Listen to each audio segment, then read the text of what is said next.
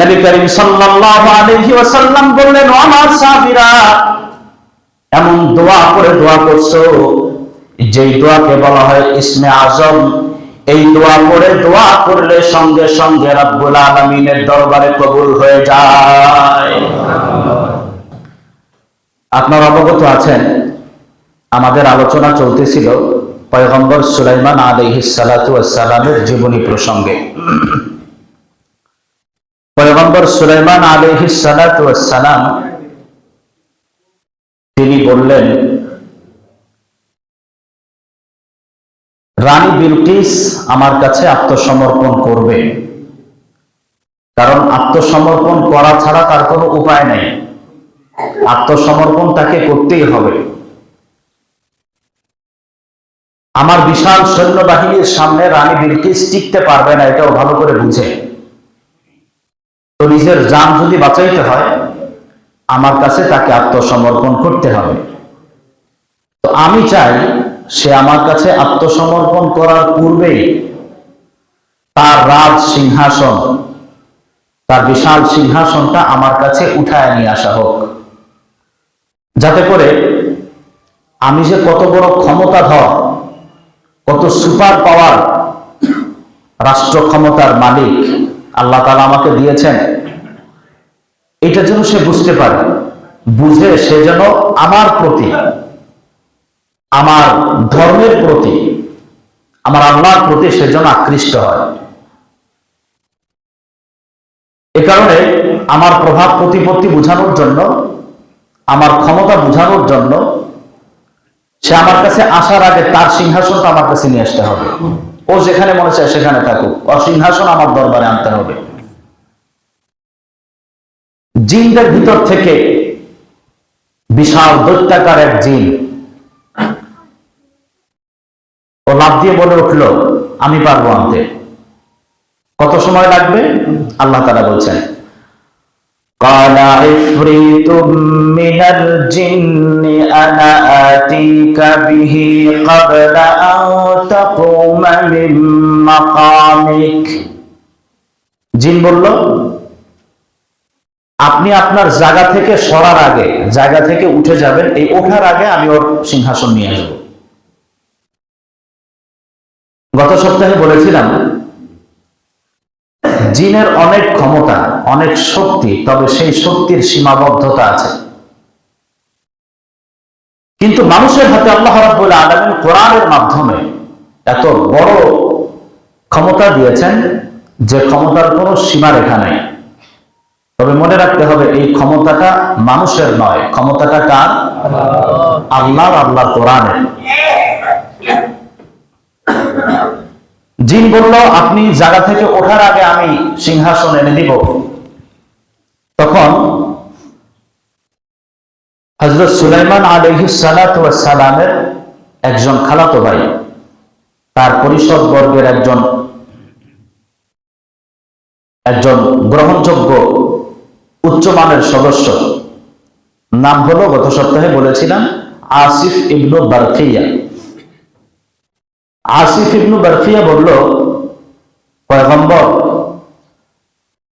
আপনি জায়গা থেকে সরার আগে ও সিংহাসন আনবে, আর আমি তো আপনার চোখের পলকের মধ্যে সিংহাসন নিয়ে আসতে পারবো। বলেন সুবহানাল্লাহ। আল্লাহ তাআলা বলছেন, قال الذي عنده علم من الكتاب। পয়গম্বর সুলাইমান আলাইহিস সালাতু ওয়াস সালামের পরিষদ বর্গের মধ্য থেকে একজন বলে উঠল, আনা আতিকা বিহি ক্বাবলা আন ইয়ারতাদ্দা ইলাইকা তারফুক। ওগো পয়গম্বর, আপনি চোখের পলক দিবেন, এই চোখের পলক দেওয়ার আগে রানী বিলকিসের ৮০ হাত লম্বা ৪০ হাত চওড়া বিশাল সিংহাসন আপনার সামনে উপস্থিত করে দিব। কিসের পাওয়ারে বলল? ইনদাহু ইলমুম মিনাল কিতাব, তার কাছে কিতাবের জ্ঞান ছিল। কিসের জ্ঞান ছিল? কিতাবের জ্ঞান ছিল। আগেই বলেছি কিতাব তখন কোরআন ছিল না, তখন ছিল জাবুর। সুলাইমান আলাইহিস সালামের বাবার নাম কি? দাউদ আলাইহিস সালাম। আমি তো আলহামদুলিল্লাহ চেষ্টা করি আপনাদের সামনে ধারাবাহিকভাবে কথা শোনাইতে। এই আলোচনার আগে জাবুর মানে দাউদ আলাইহিস সালামের জীবনী সংক্রান্ত আলোচনা হয়েছে। সেখানে আপনারা জেনেছেন জাবুর নামক আসমানি বড় কিতাবটি নাজিল হয়েছিল পয়গম্বর দাউদ আলাইহিস সালামের উপরে। দাউদ আলাইহিস সালামের উপরে যে জাবুর কিতাব নাজিল হয়েছিল, এই জাবুর কিতাবের জ্ঞান সুলাইমান আলাইহিস সালামের ওই যে পরিষদ বর্গের ওই যে লোকটা আসিফ ইবনে বারখিয়া তার ভিতরে ছিল। সে জাবুর কিতাব সম্পর্কে খুব জ্ঞানী ছিল। এখন কথা হলো, সে তো জাবুর কিতাব দিয়ে এত বড় কাজটা করতে সক্ষম হয়েছে, কোরআন দিয়ে কি করা সম্ভব? সবাই বলতে পারলাম না। কোরআন দিয়ে করা সম্ভব? আল্লাহ তাআলা এই পৃথিবীতে 104খানা কিতাব নাজিল করেছেন, ছোট বড় মিলাইয়া। সাহিফা এবং বড় কিতাব, সাহিফা হলো 100টা আর বড় কিতাব কয়টা? 4টা। এই 4খানা বড় কিতাবের মধ্যে সব থেকে গ্রহণযোগ্য এবং যে কিতাবের বিধান কোনোদিন রদ হবে না, যে কিতাবের বিধান কোনোদিন বিনষ্ট হবে না, সে কিতাবের নাম হচ্ছে কোরআনুল কারীম। যদি জাবুর কিতাব দিয়ে এত বড় কাজ করা সম্ভব হয়, তাহলে কোরআন দিয়ে নিশ্চয়ই সম্ভব। আর একটা বড় কথা হচ্ছে, গুরুত্বপূর্ণ কথা হলো, জাবুর কিতাবের মধ্যে যে ইলম আল্লাহ তাআলা দিয়েছিলেন, পুরা ইলম এই কোরআনের মধ্যে আছে। তাফসীরের কিতাবের মধ্যে মুফাসসিরিন একরাম লিখছেন, আসমানি যত কিতাব আছে সমস্ত কিতাবের ইলম আল্লাহ তাআলা কোরআনের মধ্যে দিয়ে রাখছেন। গোটা কোরআনের মধ্যে যত ইলম আছে সমস্ত ইলম আল্লাহ রাব্বুল আলামিন সূরা ফাতিহার মধ্যে দিয়ে রাখছেন। বলেন সুবহানাল্লাহ। সূরা ফাতিহার মধ্যে যত জ্ঞান আছে আল্লাহ তাআলা বিসমিল্লাহির রহমানির রহিমের মধ্যে দিয়ে রাখছেন। এটা আল্লাহ তাআলার দ্বারা সম্ভব।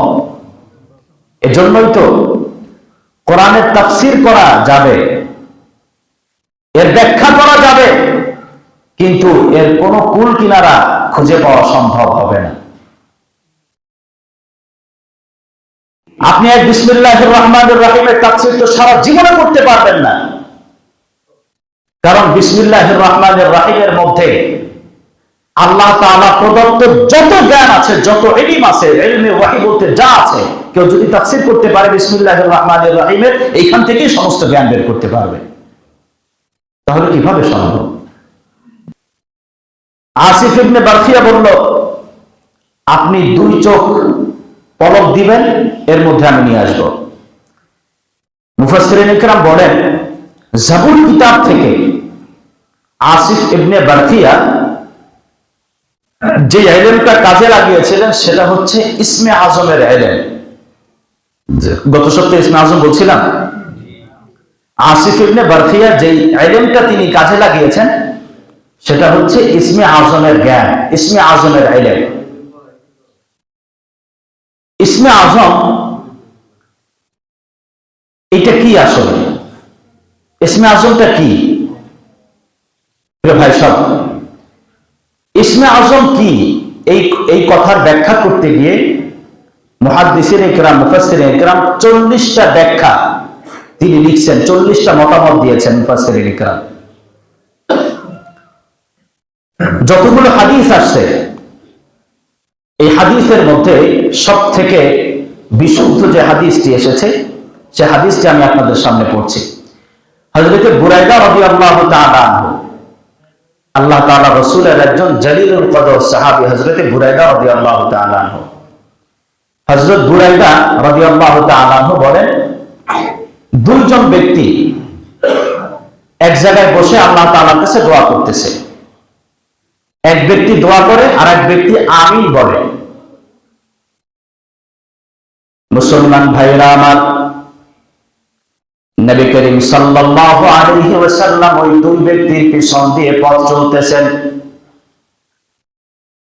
দুই ব্যক্তি দোয়া করতেছে, বিশ্বনবী মুহাম্মদ সাল্লাল্লাহু আলাইহি ওয়াসাল্লাম তাদের দোয়া শুনে থমকে দাঁড়ালেন। তিনি সেখানে দাঁড়িয়ে দাঁড়িয়ে শুনতেছেন তারা কি দোয়া করে। আল্লাহ রাসূলের জালিলুল কদর সাহাবী হযরত বুরাইদা রাদিয়াল্লাহু তাআলা আনহু বলেন, তারা যে দোয়া করতেছে নবী করিম সাল্লাল্লাহু আলাইহি ওয়াসাল্লাম শুনতেছেন। তারা দোয়া করতেছিল, আল্লাহুম্মা ইন্নী আসআলুকা বিআন্নী আশহাদু আন্নাকা আনতাল্লাহ লা ইলাহা ইল্লা আনতাল আহাদুস সামাদ আল্লাযী লাম ইয়ালিদ ওয়া লাম ইউলাদ ওয়া লাম ইয়াকুল লাহু কুফুয়ান আহাদ। এই দোয়া তারা করতেছিল। মুসলমান ভাইরা রে আমার, এরা এই দোয়া করে যখন শেষ করলো, সরকারে দো আলম মুহাম্মদ সাল্লাল্লাহু আলাইহি ওয়াসাল্লাম তাদেরকে ডাকলেন, কাছে ডাকলেন, ডাইকা বললেন, তোমরা যে দোয়া করছো তোমরা জানো নাকি কি দোয়া করে দোয়া করছো? তারা বলে, না ইয়া রাসূলুল্লাহ, আপনি আমাদেরকে দোয়া শিখাইয়া দিয়েছেন, আপনি আমাদেরকে এই দোয়া করে দোয়া করতে বলেছেন, শুধুমাত্র কেবলমাত্র সেই কারণে আমরা আপনার শিখানো দোয়া করে দোয়া করতেছিলাম, কিন্তু এই দোয়ার মর্মার্থ তো আমরা জানি না। এই দোয়া করে দোয়া করলে আল্লাহর দরবারে কবুল হয়ে যায়, এটা হচ্ছে ইসমে আযম। কিন্তু বিশ্বাসটা সেই রকম থাকা লাগবে, বুঝতে পারছেন? বিশ্বাস নাই, আপনার টাকা লাগবে। এখন আপনি আল্লাহ তাআলার কাছে দোয়া করলেন, এই দোয়া করেই দোয়া করলেন, কিন্তু যখন দোয়া করতেছেন তখন আপনার নিয়ত হলো যে এই দোয়া করার 2 ঘন্টার মধ্যে যদি আল্লাহ তাআলা আমার 5,000 টাকার ব্যবস্থা করে না দেয়, তাহলে আমার খালাতো ভাইয়ের কাছে ধার চাবো। বুঝেন না? কথা বুঝাইতে পারি নাই মনে হয়। দোয়া করার সময়ও আপনার দিলের ভিতরে এই চিন্তা যে দোয়া তো করলাম, যদি আল্লাহ ব্যবস্থা করে না দেয় 2 ঘন্টার ভিতরে, তাহলে আমি অমুকের কাছে এই টাকাটা ঋণ চাইব, তাহলে আল্লাহ দিবে না। তো আপনি তো বিকল্প ব্যবস্থা করে রাখছেন। আপনার বিকল্প ব্যবস্থা থাকা অবস্থায় আল্লাহ তাআলা আপনার জন্য কোনো ব্যবস্থা করবেন না। মুসলমান বন্ধুগণ, আল্লাহ তাআলা ওই ব্যক্তির দোয়া কবুল করেন যে ব্যক্তির কোনো বিকল্প পন্থা থাকে না। আল্লাহর পয়গম্বর ইউনূস আলাইহিস সালাতু ওয়াস সালাম মাছের পেটে চলে গেলেন। মাছের পেটে যাওয়ার পরে একদম উপায়ন্তহীন হয়ে গেলেন। আশপাশে কোনো মানুষ নাই, আত্মীয় স্বজন নাই, চিৎকার করে গলা ফাটিয়ে রক্ত বের করলেও শুনবার মতো কেউ নাই। কয়েকটা অন্ধকারের মধ্যে পড়ে গেলেন, সমুদ্র গর্ভের অন্ধকার, আবার মাছের পেটের অন্ধকার। এই অন্ধকারের মধ্যে গিয়ে যখন তিনি চিন্তা করলেন এই অবস্থায় আল্লাহ ছাড়া বাঁচানোর মতো আমার কেউ নাই, তখন আল্লাহ তাআলা বলেন, ফানাদা ফিজ যুলুমাত। অনেকগুলো অন্ধকারের মধ্যে থেকে হযরত ইউনূস আলাইহিস সালাম আল্লাহকে ডাক দিলেন। কি বললেন? লা ইলাহা ইল্লা আনতা সুবহানাকা ইন্নী কুনতু মিনাল যালিমিন। পারেন না সকলে? বলেন, গলা ছেড়ে দিয়ে পড়েন, লা ইলাহা ইল্লা আনতা সুবহানাকা ইন্নী কুনতু মিনাজ যালিমিন। এই দোয়া করে ইউনূস আলাইহিস সালাম শেষ করতে পারেন নাই। আল্লাহ তাআলা বলেন, ফাস্তাজাবনা লাহু ওয়া নাজ্জাইনাহু মিনাল গাম্মি ওয়া কাযালিকা নুনজিল মুমিনিন। আমি আমার পয়গম্বর ইউনূসকে সমস্ত পেরেশানি থেকে, সমস্ত রকমের জঞ্জাল থেকে, সমস্ত ঝামেলা থেকে মুক্ত করে দিলাম। আল্লাহ তাআলা আরো বলেন, আমার কোন মুমিন বান্দারা কোন বিপদের সম্মুখীন হয়ে, কোন ঝামেলার সম্মুখীন হয়ে, কোন মানুষের কাছে হাত না বাড়ায়া উপায়ন্তহীন অবস্থায় যদি আমার কোন মুমিন বান্দা আমি আল্লাহ রাব্বুল আলামিনকে মনের আবেগ নিয়ে, মনের ভালোবাসা নিয়ে আমাকে যদি ডাক দেয়, আমাকে যদি আমার জায়গা থেকে যদি আমার উপরে বিশ্বাস রেখে আমার কাছে সাহায্য কামনা করে, আল্লাহ তাআলা বলেন ওয়া কাযালিকা নুনজিল মুমিনিন, আমি আমার পয়গম্বর ইউনূসকে যেভাবে রক্ষা করেছি আমার সমস্ত মুমিন বান্দাদেরকে আমি এভাবে করেই রক্ষা করব বলে সুবহানাল্লাহ। যে আল্লাহ ইউনূসকে রক্ষা করেছেন ওই আল্লাহ এখন আছেন না? আল্লাহ তাআলা সেভাবে আমাদেরকে রক্ষা করতে সক্ষম নন। সমস্যা হলো আমাদের বিশ্বাসের ঘাটতি। বিশ্বাসের ঘাটতি রেখা ইসমে আজম যতবার পড়েন, ইসমে আজমের জায়গায় থাকবে, আপনার দোয়া আপনার জায়গায় থাকবে, কোনো কাজে আসবে না। তাহলে হযরত বুরায়দা রাদিয়াল্লাহু তাআলা আনহু বলেন এই দোয়াটা হচ্ছে ইসমে আজম। আমি একবার দুইবার বললে হয়তো আপনারা মুখস্থ করতে পারবেন না। যদি কারো জানতে মনে চায় আমার কাছে আসবেন, আমি লিখে দিব, আপনারা পরবর্তীতে এটা পড়ে মুখস্থ করে নেবেন। আল্লাহ তাআলা আমাদেরকে তৌফিক দান করেন। হযরত ইমাম আবু হানিফা ইমামুল আজম আবু হানিফা রাহমাতুল্লাহ আলাইহি বলেন ইসমে আজম একজন মানুষের জন্য কোনো কিছু জানার দরকার নাই, সে যদি আল্লাহ শব্দ উচ্চারণ করতে পারে আর যে কোনো বিপদে পড়ে বিশ্বাসের সাথে যদি কিছু বলার দরকার নেই। আপনার কি সমস্যা আসমানওয়ালা জানেন না? আমার কি সমস্যা আসমানওয়ালা জানেন? আরে ভাই, অভিজ্ঞতার কথা বলি, বিপদ শুধু আপনাদের একার আসে আমার আসে না তা নয়। আমরা হুজুর মানুষ, আমাদের বিপদ হয় না তা নয়, বরং এমন এমন পরিস্থিতির সম্মুখীন হই মাঝে মাঝে মনে হয় এই বুঝি সমুদ্র গর্ভের মধ্যে হারিয়ে গেলাম, আর কোনোদিন মনে হয় উঠতে পারবো না। আল্লাহকে কিছুক্ষণ পরে ভুলে যাই। কিন্তু যখন বিপদে পড়ি, আমরা যখন বিপদে পড়ি, আপনারা যখন বিপদে পড়বেন, অভিজ্ঞতার কথা বলি, রাত্র 2:30-3টার সময় উঠবেন ঘুম থেকে, ঘুমটা আসবে না, ঘুম থেকে উঠবেন, মোবাইল দেখে পেরেশানি মুক্ত হওয়ার থেকে ঘুম থেকে উঠে 2 রাকাত সুন্দর করে ওযু করে 2 রাকাত নামাজ আদায় করবেন। পারলে জানালার পাশে বসবেন অথবা খোলা আসমানের নিচে বসবেন। খোলা আসমানের নিচে বৈশা 2 রাকাত নামাজ আদায় করে কিছু সময় জিকির আজকার করে শেষ রাতে 2টা হাত উঁচু করে দিয়ে আল্লাহ রাব্বুল আলামিনকে ডাক দিবেন, বলবেন আল্লাহ এই পৃথিবীতে তুমি ছাড়া আমার কেউ নাই, আমি তো বিপদে পড়ে গেছি, পৃথিবীর কোনো মানুষ নেই আমাকে সহযোগিতা করার মতো। পৃথিবীর সমস্ত মানুষ যখন ঘুম, পাখিগুলো ঘুম, যখন গাছপালার পাতাগুলো যখন নীরব হয়ে গেছে, ঠিক সেই মুহূর্তে আমি জানি তুমি আমার হাতের দিকে তাকায় রয়েছো। আল্লাহ তুমি আমার এই সমস্যাগুলোকে মেহেরবানি করে দূর করে দাও। আজকে যদি এই সমস্যায় পড়ে যদি আমি ঈমান হারা হয়ে যাই, কিয়ামতের ময়দানে আমি তো জাহান্নামী হয়ে যাব। আল্লাহকে ডাইকেন। বিপদে পড়ে মানুষের কাছে দৌড়ানোর আগে আল্লাহ তাআলার কাছে বললেন,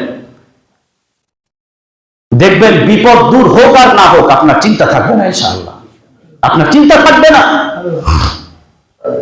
আপনার অন্তরের ভিতরে, দিলের ভিতরে প্রশান্তি দেনেওয়ালা কে? আল্লাহ তাআলা। আল্লাহ তাআলা তো কোরআন শরীফের মধ্যে বলছেন আলা বিযিকরিল্লাহি তাতমাইন্নুল কুলুব। তার পিছনে দৌড়াও, কোন নেতার জিকির করো, কোন মানুষের বন্দনা করো, আলা বিযিকরিল্লাহ আমার জিকির করো, তাতমাইন্নুল কুলুব, এটাই তোমার অন্তরের প্রশান্তির জন্য যথেষ্ট। সুবহানাল্লাহ। প্রিয় ভাই সব, এজন্য আমরা আল্লাহ তাআলাকে বিপদে আপদে যে কোনো মুসিবতে আল্লাহ তাআলাকে ডাকার চেষ্টা করব। হযরত সুলাইমান আলাইহিস সালাতু ওয়াস সালামকে হযরত সুলাইমান আলাইহিস সালাতু ওয়াস সালামের সামনে সিংহাসন উপস্থিত করা হলো। আল্লাহু আকবার। সুলাইমান আলাইহিস সালাতু ওয়াস সালাম এইরকম চোখে একটা পলক দিলেন। আমরা চোখে পলক দিই কয় ঘন্টা পর পর? কথা বলতে পারলাম না। কয় ঘন্টা পর পর চোখের পলক দেই? সেকেন্ডের মাথায় একাধিকবারও দিতে পারি। এই হযরত সুলাইমান আলাইহিস, আমার বানানো কথা না, আমার বাপের কথাও বলতেছি না, কোরআনের কথা।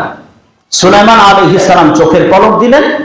ফালাম্মা রাআহু মুস্তাকিররান ইনদাহু, তিনি দেখলেন এই বিশাল 80 হাত লম্বা 40 হাত চওড়া রানী বিলকিসের এই বিশাল জাঁকজমকপূর্ণ সিংহাসন হযরত সুলাইমান আলাইহিস সালাতু ওয়াস সালামের সামনে। এটা হচ্ছে আল্লাহ তাআলার অনুগ্রহ। আমরা কোনো কিছু করতে পারলে সফলতা দাবি করি আমরা একথা বলি না আল্লাহর অনুগ্রহে আল্লাহ তাআলা কাজটা আমাকে দিয়ে করিয়েছেন, এটা বলি না। বলি সব কিছু আমি করছি, দেশটাকে উন্নয়নের মহাসড়কে আমি নিছি, দুর্নীতিতে চ্যাম্পিয়ন আমি বানিয়েছি, এই কথা বলি না কখনো। আমার সবকিছু আমি, মানে আমি কেন্দ্রিক, আমার ব্যক্তিত্ব প্রকাশের জন্য আমি ব্যস্ত থাকি। হুজুর এইটা আমি করছি, ওইটা আমি করছি, মসজিদ আমি একাই বানাই দিছি। আরে জানেন এইগুলো ফ্যান, এই ফ্যানগুলো তো সব আমার কারণে হয়েছে। এই কথা বলবেন না, এই কথা আমাকে বলেন, আমি শুনি। হুজুর মানুষ, সবার কথাই তো আমাকে শুনতে হয়, কিন্তু আপনি যে কথা বলেন আমার কাছে কিন্তু এই কথার অত বেশি ভালো লাগে না। আমি চাই আপনি বলেন হুজুর আল্লাহ তাআলা দয়া করে তারে গোলামকে দিয়ে মসজিদের এত বড় কাজ আমাকে দিয়ে করিয়েছেন। আমি চাই আপনি সেই কথা বলেন। মুসলমান ভাইরা রে আমার, পয়গম্বর সুলাইমান আলাইহিস সালাতু ওয়াস সালাম চোখের পলক দিলেন।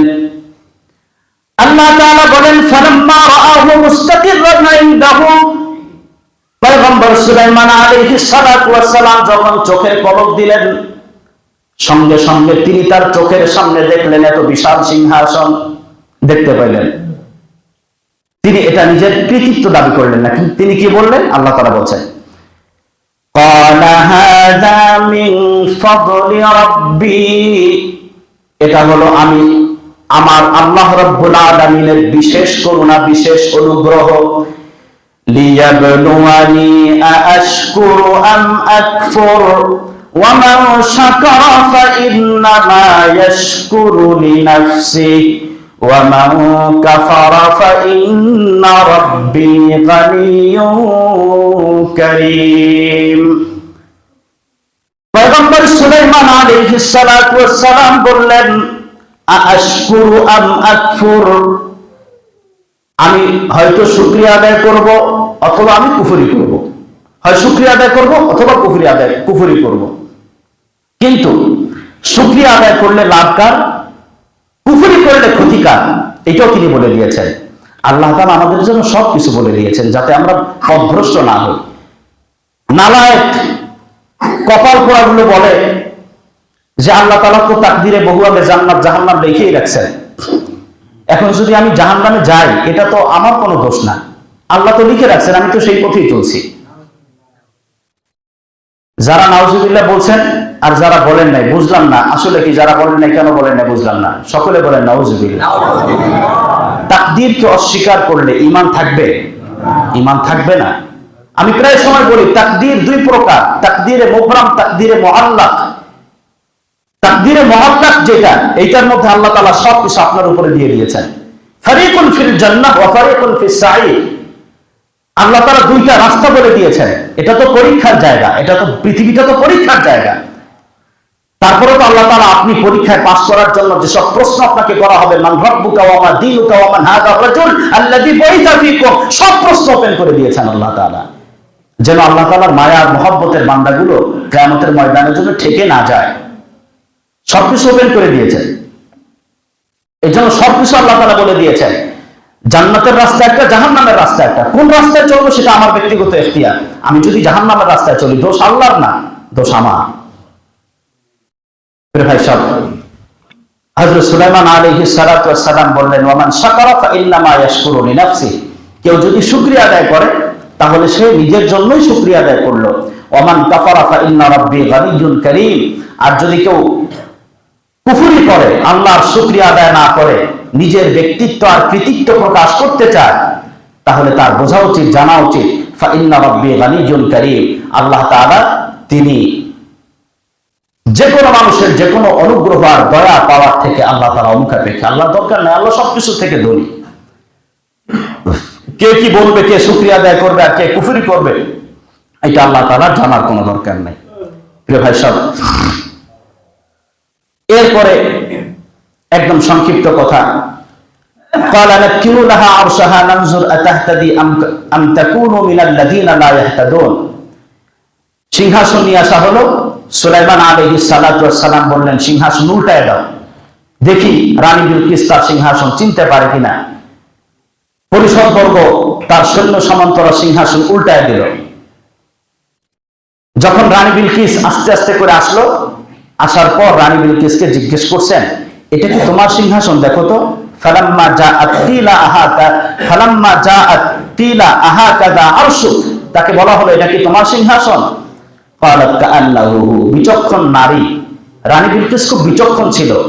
সুলাইমান আলাইহিস সালাম তাকে বিবাহ করছেন কিনা এটা তাফসীরের কিতাবের মধ্যে স্পষ্ট পাওয়া যায় না, তবে সুলাইমান আলাইহিস সালাতু ওয়াস সালাম তার বিচক্ষণতার প্রতি আকৃষ্ট ছিলেন। রানী বিলকিস বলল, হ্যাঁ আমার তো মনে হচ্ছে এটাই আমার সিংহাসন। এরপরে সে সুলাইমান আলাইহিস সালাতু ওয়াস সালামের এই বিশাল রাজ সিংহাসন, তার প্রভাব প্রতিপত্তি, সর্বোপরি আল্লাহ তাআলার পক্ষ থেকে দেওয়া মুজিজা দেখে সে ইসলামের প্রতি আকৃষ্ট হলো এবং ইসলামের প্রতি আকৃষ্ট হয়ে সে হযরত সুলাইমান আলাইহিস সালাতু ওয়াস সালামের হাতে হাত রেখে মুসলমান হয়ে গেল। রানী বিলকিসের সিংহাসন সংক্রান্ত কোরআনের মধ্যে যা ছিল এতটুকু আমি আপনাদের সামনে পেশ করলাম। আল্লাহ রাব্বুল আলামিন যদি তৌফিক দান করেন, সুলাইমান আলাইহিস সালামের জীবনী সংক্রান্ত অন্যান্য যে আলোচনাগুলি আছে সামনে বলবো ইনশাআল্লাহ তাআলা।